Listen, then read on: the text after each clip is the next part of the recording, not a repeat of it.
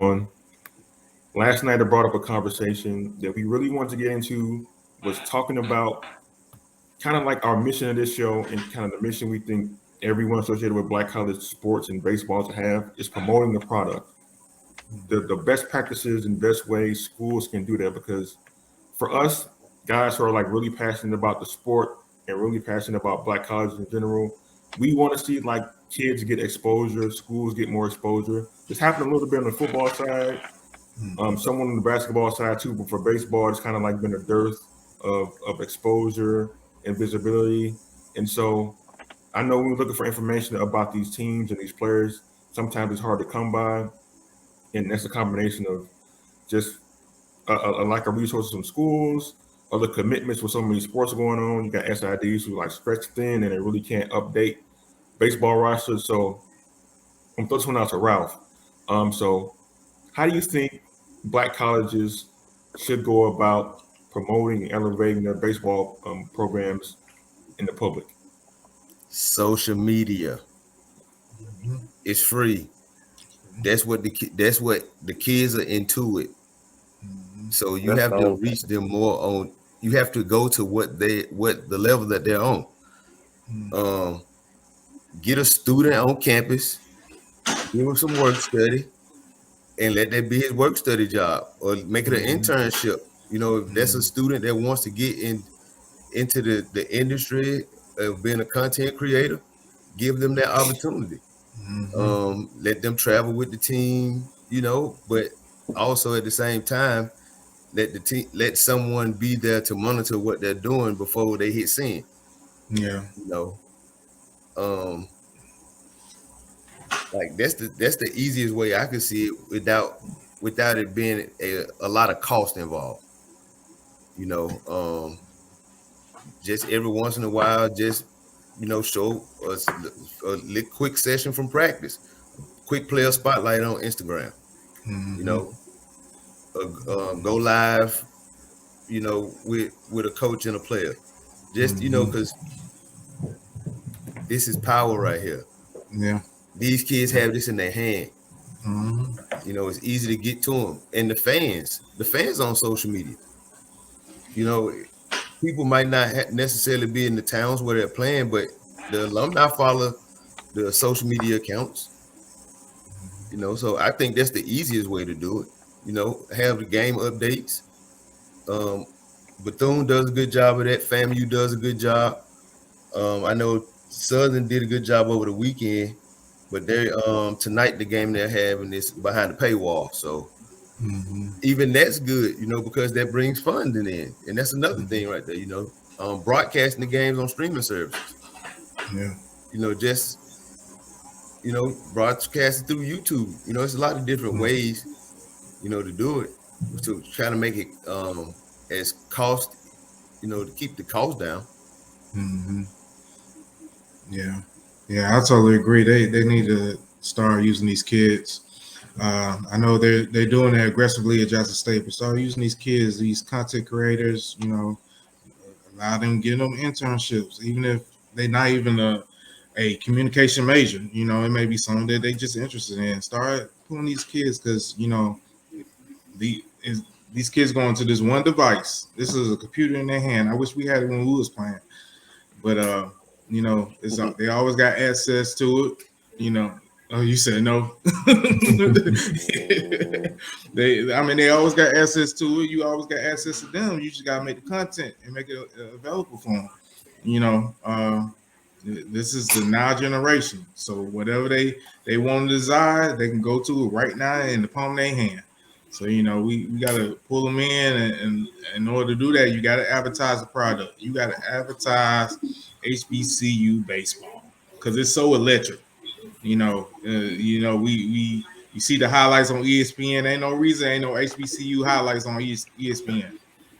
Like it ain't no reason. I've seen. We know we done seen a whole bunch of dun ESPN moments on that diamond while we were playing.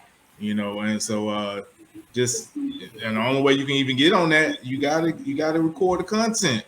All you gotta do is record the content and tag ESPN. You might mess around and be on TV and not even know it. Well, You know, so most of the highlight clips are phone videos that they sent in on top 10. yeah, exactly right. So they definitely need to start taking these kids on their wing and just start, you know, allowing them to basically just create the content for the baseball programs. If they create and these kids, they're innovative. I mean, just like how we was more progressive than the generation before us. These kids, they can create some dynamic content, which will help bring in attention, bring in recruits, and say, hey, you know, I go HBCU and ball out. I could be the next Ricky Weeks. I could be the next legend to come out of HBCU outside of football and basketball. You know, baseball got some legends too. Right. I Mhm. agree.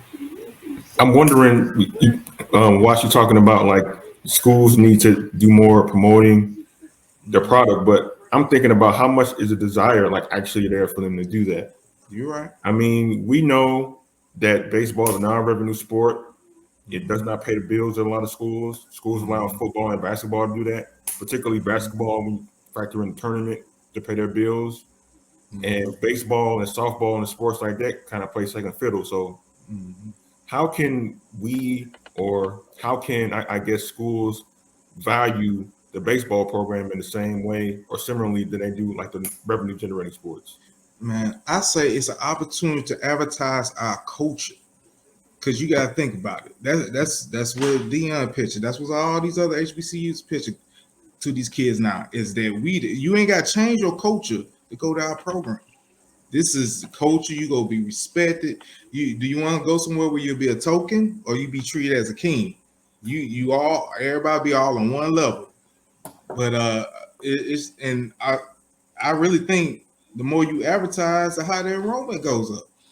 I think North Carolina A&T has the highest HBCU enrollment, but all the HBCUs have been seeing their enrollments go up since George Floyd, basically. So now to go ahead and start using our sports programs to advertise our culture on top of the talent, I think that's the biggest pitch that we can do because I think I was going across Twitter, and I think it was a young man at LSU who's a pitcher. I forgot the young man's name, but he posted something and said simply how I feel like any kid at PWI feels. His captain said they think I'm not supposed to be here. Let me prove it to them. Why not go to a culture where you're supposed to be here? Not only that, them eyes will start turning from that direction to this direction to look at you, not only you, but the program that the school is developing. Why are they being able to get these kids? These PWIs, for the life of me, cannot understand how kids are leaving and transferring, or you got high school players that are actually looking at HBCUs to go for their athletic talent because kids are starting to understand that they are the value. They're the one elevating these programs. That's why this whole transfer portal, all this stuff that changed it to basically free agency. You know, I mean, it's free agency. Right. You can go wherever you want, wherever you think the fans will follow you, and you can get the clout, and you can use that name and that likeness to be able to provide not only for yourself but for your family. I feel like, man, at this point, what kid would not want to go to an HBCU? You know, I've been sitting here encouraging my cousin. She can graduate HBCU. You know, I mean, it's going to teach you more value of yourself and of your culture before you get ready to step out in a world that really doesn't accept your culture, but just to monetize off of it. So, you know, you take that pride in on what you go through them years when you come out of high school. That's what go develop you. But to get back to the point, man, if the school start using these kids to help advertise these programs, not just outside of baseball, but even track and volleyball and tennis and all that stuff, and start using that to advertise the culture, them kids will see where they are accepted before they even sign the letter. You know, because they feel a part of it. They feel a part of the culture, feel a part of the school. They go come in, they go work their butt off, not only in on the field, but in the classroom. Because we got to think about it. You're a scholar before you're an athlete. Yeah, that's what they need to do. Me personally, I would like to see a different approach. Mm-hmm. You know, I would like to you know, for me, I didn't really see any HBCUs, you know, as far as baseball wise coming up. You know, the only way I found out about HBCU baseball was through my coach was my, you know, my high school assistant coach was a black man, and you know he put me on. I had an uncle that played for TSU. He talked about it, but you got to start. I think we got to start at a younger age. You know, I Mm-hmm. think we got to start, you know, talking about just going to HBCU college, period, not just to play sports because Mm-hmm. it's a. I mean, we went and we experienced a way of life, you know, that we should be living. Or how should we live as men in America? Like, you know, and I can go here and play sports too. Like, I'm playing sports at the time when I went to school was I thought was my mecca. I've never seen Mm-hmm. anything like it Yeah. ever. All black Walmart full of people. Now you know that was different. So you know, as as me, I try to tell younger kids, you know, if you're thinking about going to college and you want to go to college, you want to get your full experience, you want to get your bang for your buck, because you know you're gonna have, let's say, college, you're gonna have student loans. Mm-hmm. At least if you're gonna go in debt or you're gonna have that much money that you got to pay back, at least go somewhere where it's gonna be more bang for your buck. If that Mm-hmm. make any sense. Yeah. Yeah. You know, I know FUBU was a label, but it was for us by us. Mm-hmm. Just like an HBCU is for us by us, which Mm-hmm. means it's gonna cater to our positives. You know, it's gonna, you know, versus going to a school where you got to always prove yourself to be normal or fit in, Mm-hmm. no matter how good you was. Yeah. Like that was my experience. No matter how good I was, I always felt like that I had to be perfect or I had to play great, which that made me who I am. But no matter what, if you know, you was only looked at as a person to help them win in certain instances, not for everybody. It might not be everybody's story, but when I came there, I actually wanted to win with y'all. I actually wanted to contribute. I wanted to be part of that just because I wanted to make sure I held my own weight. And we all held each other accountable, you know, and it was all love. And some kids need to learn that outside of baseball, outside of the sport they're playing, that it's bigger than the game and why you would choose to go that path and why you would need to go there. Just like you try to push your kid to go to Harvard. I mean, you know, Ivy League, you know, Ivy League is Ivy League.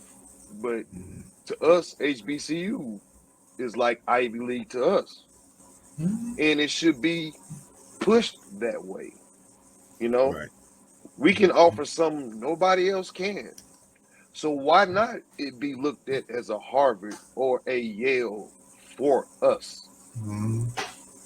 You know, and I think that we as a whole, alumni, students, teachers, um, ADs, all of us should try to, you know, go back to younger kids and encourage them before they get to see the bright lights of, you know, where I'm from, UT and Alabama and all them schools, you know. Right. Make that grassroots connection. Yeah. Right, Yeah. right, Yeah. right. Yeah. You know, it should be a mecca for every kid to want to go to a Jackson State, Alabama State, Mm-hmm. Alcorn State. You know, that's prestigious to us.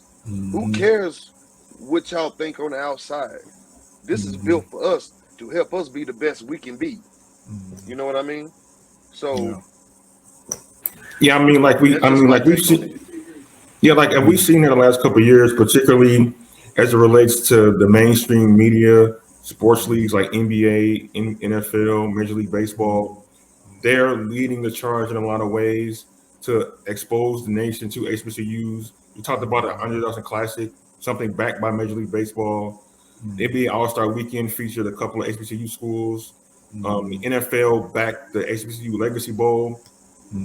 All the work Chris Paul has done, getting HBCUs exposure through various means. And so, like, this period right now that we're in is kind of a jumping point, I think, into getting more kids interested in coming to HBCUs, and not just for sports, but just in general. I mean, with the racial climate there is in the country, I mean, like, that's something Right. a lot of youngsters and their parents are considering right now. And Right. it's crazy. Yeah. And not to cut you off, but it's crazy that it always starts with the sports, but it always ends back up just on the generalization of just coming to an HBCU. See you. That's true. You're Yeah. right. You know, Exactly I right. mean, it's like a business decision, man. Like I sacrifice going to the big schools to better myself too, because I know what's good for me. You know what I mean?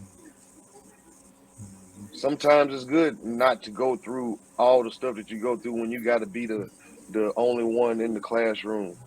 You know, you're gonna get looked at. You know, people gonna look at you funny. You know, you're gonna always get the extra little drive-by by the campus police. You know what I mean? Yeah. We can't sit on our car in the parking lot and talk. You know what y'all doing? You know, sorry, that's been my experience. Sorry, you know. Yeah. Speaking of which, though, like, we're gonna move on to talking about